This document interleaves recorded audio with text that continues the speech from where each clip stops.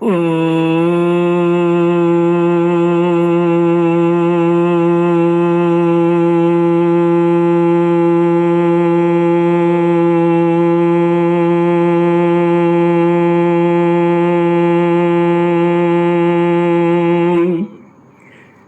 गुरुचरण कमलेभ्यो नमः। श्री गणेशाय नमः। श्री सरस्वत्यै नमः। श्री विष्णवे नमः। श्री कृष्ण गोविंद हरे मुरारे, हे नाथ नारायण वासुदेव। श्री कृष्ण गोविंद हरे मुरारे, हे नाथ नारायण वासुदेव। हे नाथ नारायण वासुदेव, हे नाथ नारायण वासुदेव, हे नाथ नारायण वासुदेव। श्री कृष्ण गोविंद हरे मुरारे, हे नाथ नारायण वासुदेव। श्री कृष्ण गोविंद हरे मुरारे, हे नाथ नारायण वासुदेव। ओम नमो भगवते वासुदेवाय। ओम नमो भगवते वासुदेवाय।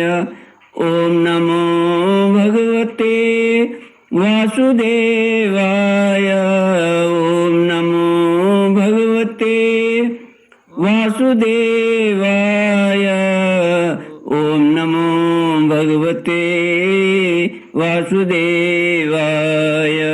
ओम नमो भगवते वासुदेवाय। कृष्णाय वासुदेवाय हरये परमात्मने प्रणतक्लेशनाशाय गोविन्दाय नमो नमः। कृष्णाय वासुदेवाय देवके नन्दनाय च नन्दगोपकुमाराय गोविन्दाय नमो नमः। सच्चिदानन्दरूपाय विश्वोत्पत्त्यादिहेतुवे तापत्रयविनाशाय श्रीकृष्णाय वयं नमः। सच्चित आनंद स्वरूप परमात्मा जो सृष्टि के उत्पत्ति, पालन और संहार करता है तथा जीवों के आध्यात्मिक, आदि दैविक, आदि भौतिक तापों को नष्ट करने वाले हैं, अर्थात जीवों के मानसिक, शारीरिक और भौतिक दुखों को दूर करने वाले हैं, उन श्री कृष्ण भगवान को हम नमस्कार करते हैं। श्री कृष्ण गोविंद हरे मुरारे, हे नाथ नारायण वासुदेव। श्रीमद् भागवत एकादश स्कंद चतुर्दशोध्याय श्लोक 18 से। श्री भगवान उवाच बाध्यमानोऽपि मद्भक्तो विषयैरजितेन्द्रियः प्राय प्रगल्भया भक्त्या विषयैर्नाभिभूयते यथाग्नि सुसमृद्धार्चि क्रोत्स्यैधांसि भस्मसात् तथा मद विषया भक्ति रुद्धैवेनांसि कृत्स्नसः। श्रीमद् भागवत 11वां स्कंद 14वां अध्याय श्लोक 18 से भक्ति योग की महिमा तथा ध्यान विधि का वर्णन। भगवान श्री कृष्ण ने कहा, उद्धव जी, मेरा जो भक्त अभी जितेंद्रिय नहीं हो सका है और संसार के विषय बार बार उसे बाधा पहुंचाते रहते हैं, अपनी ओर खींच लिया करते हैं, वह भी क्षण क्षण में बढ़ने वाली मेरी प्रगल्भ भक्ति के प्रभाव से प्रायः विषयों से पराजित नहीं होता। उद्धव, जैसे धधकती हुई आग लकड़ियों के बड़े ढेर को भी जलाकर खाक कर देती है, वैसे ही मेरी भक्ति भी समस्त पाप राशि को पूर्णतया जला डालती है। उद्धव, योग साधन, ज्ञान विज्ञान, धर्मानुष्ठान, जप पाठ और तप त्याग मुझे प्राप्त कराने में उतने समर्थ नहीं है जितनी दिनों दिन बढ़ने वाली अनन्य प्रेममयी मेरी भक्ति। मैं संतों का प्रियतम आत्मा हूँ।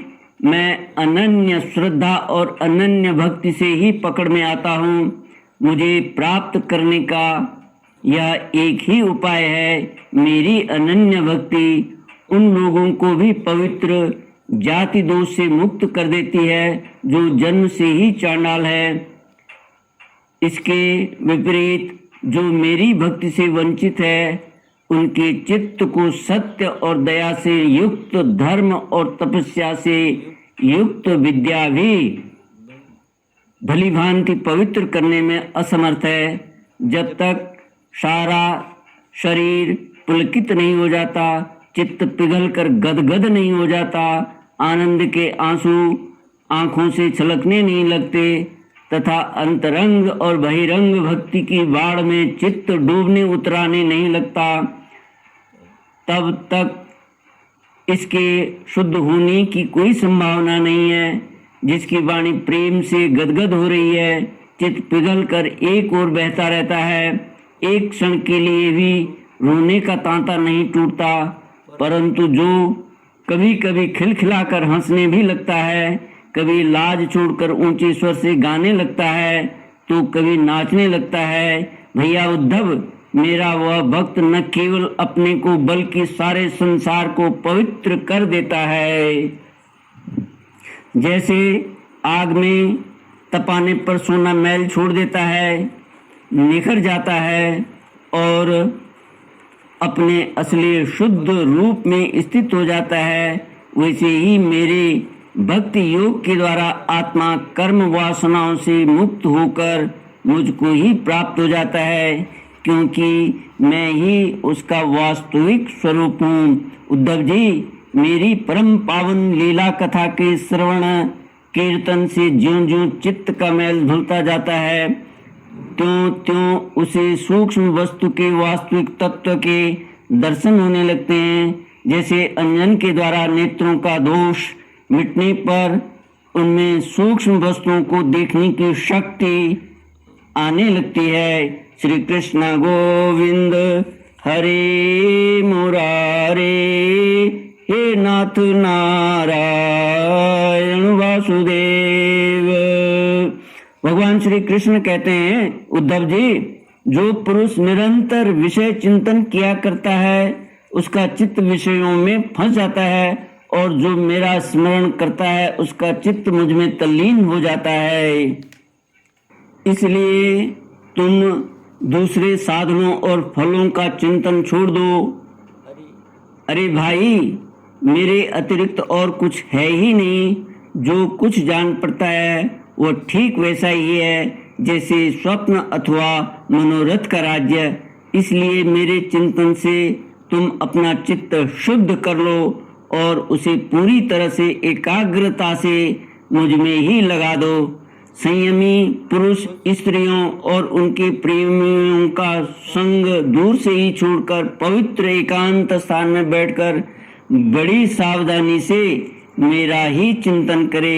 प्यारे उद्धव, स्त्रियों के संग से और स्त्री संगियों के लंपटों से संग से पुरुषों को जैसे क्लेश और बंधन में पड़ना पड़ता है, वैसा क्लेश और फंसावट और किसी के भी संग से नहीं होती। उद्धव जी ने पूछा, कमल नयन श्याम सुंदर, आप कृपा करके यह बतलाइए कि मुमुक्षु पुरुष आपका किस रूप से, किस प्रकार और किस भाव से ध्यान करे। भगवान श्री कृष्ण ने कहा, प्रिय उद्धव, जो न तो बहुत ऊंचा हो और न बहुत नीचा ही, ऐसे आसन पर शरीर को सीधा रखकर आराम से बैठ जाए। हाथों को अपनी गोद में रख ले और दृष्टि अपनी नासिका के अग्रभाग पर जमावे। इसके बाद पूरक, कुंभक और रेचक तथा रेचक, कुंभक और पूरक, पहले पूरक, कुंभक और रेचक और उसके बाद रेचक, कुंभक और पूरक करे। इन प्राणायामों के द्वारा नाड़ियों का शोधन करे। प्राणायाम का अभ्यास धीरे धीरे बढ़ाना चाहिए और उसके साथ साथ इंद्रियों को जीतने का भी अभ्यास करना चाहिए। हृदय में कमल नालगत पतले सूत के समान ओंकार का चिंतन करे। प्राण के द्वारा उसे ऊपर ले जाए और उसमें घंटानाद के समान स्वर स्थिर करे। उस स्वर का तांता टूटने न पावे। इस प्रकार प्रतिदिन 3 समय 10-10 बार ओंकार सहित प्राणायाम का अभ्यास करे। ऐसा करने से 1 महीने के अंदर ही प्राणवायु बस में हो जाता है। इसके बाद ऐसा चिंतन करे कि हृदय एक कमल है, वह शरीर के भीतर एक इस प्रकार स्थित है मानो उसकी डंडी तो ऊपर की ओर है और मुंह नीचे की ओर। अब ध्यान करना चाहिए कि उसका मुख ऊपर की ओर होकर खिल रहा है। उसके 8 दल पंखुड़ियां हैं और उनके बीचों बीच पीली पीली अत्यंत सुकुमार कर्णिका गद्दी है। कर्णिका पर क्रमशः सूर्य, चंद्रमा और अग्नि का न्यास करना चाहिए। तदनंतर अग्नि के अंदर मेरे इस रूप का स्मरण करना चाहिए। मेरा यह स्वरूप ध्यान के लिए बड़ा ही मंगलमय है।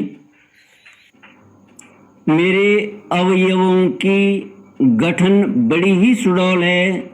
रोम रोम से शांति टपकती है। मुख कमल अत्यंत प्रफुल्लित और सुंदर है। घुटनों तक लंबी मनोहर 4 भुजाएं हैं। बड़ी ही सुंदर और मनोहर गर्दन है। मरकत मणि के समान सुस्निग्ध कपोल हैं।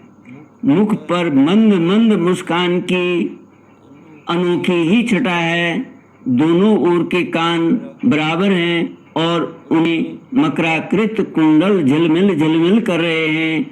वर्षाकालीन मेघ के समान श्यामल शरीर पर पीतांबर फहरा रहा है। श्री वत्स एवं लक्ष्मी जी का चिन्ह वक्ष स्थल पर दाएं बाएं विराजमान है। हाथों में क्रमशः शंख, चक्र, गदा एवं पद्म धारण किए हुए हैं। गले में वनमाला लटक रही है। चरणों में नूपुर शोभा दे रहे हैं। गले में कौस्तुभ मणि जगमगा रही है। अपने अपने स्थान पर चमचमाते हुए क्रीट, कंगन, करधनी और बाजूबंद शोभायमान हो रहे हैं। मेरा एक एक अंग अत्यंत सुंदर एवं हृदयकारी है। सुंदर मुख और प्यार भरी चितवन कृपा प्रसाद की वर्षा कर रही है। उद्धव, मेरे इस सुकुमार रूप का ध्यान करना चाहिए और अपने मन को एक एक अंग में लगाना चाहिए। बुद्धिमान पुरुष को चाहिए कि मन के द्वारा इंद्रियों को उनके विषयों से खींच ले और मन को बुद्धि रूप सारथी की सहायता से मुझ में ही लगा दे। चाहे मेरे किसी भी अंग में क्यों न लगे। जब सारे शरीर का ध्यान होने लगे तब अपने चित्त को खींचकर एक स्थान में स्थिर करे और अन्य अंगों का चिंतन न करके केवल मंद मंद मुस्कान की छटा से युक्त मेरे मुख का ही ध्यान करे। जब चित्त मुखारबिंद में ठहर जाए तब उसे वहां से हटाकर आकाश में स्थिर करे। तदनंतर आकाश का चिंतन भी त्याग कर मेरे स्वरूप में आरूढ़ हो जाए और मेरे सिवा किसी भी वस्तु का चिंतन न करे। जब इस प्रकार चित्त समाहित हो जाता है तब जैसे एक ज्योति दूसरी ज्योति से मिलकर एक हो जाती है, वैसे ही अपने में मुझे और मुझ सर्वात्मा में अपने को अनुभव करने लगता है। जो योगी इस प्रकार तीव्र ध्यान योग के द्वारा मुझ में ही अपने चित्त का संयम करता है, उसके चित्त से वस्तु की अनेकता, तत्संबंधी ज्ञान और उनकी प्राप्ति के लिए होने वाले कर्मों का भ्रम शीघ्र ही निवृत्त हो जाता है। श्री कृष्ण गोविंद हरे मुरारे, हे नाथ नारायण वासुदेव। इति श्रीमद्भागवते महापुराणे पारमहंस्यां संहितायां एकादश स्कंदे चतुर्दशोऽध्यायः।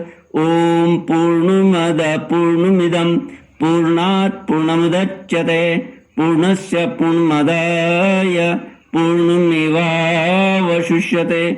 ओम शांति शांति शांति। हरि ओम। श्री गुरुभ्यो नमः। हरि ओम।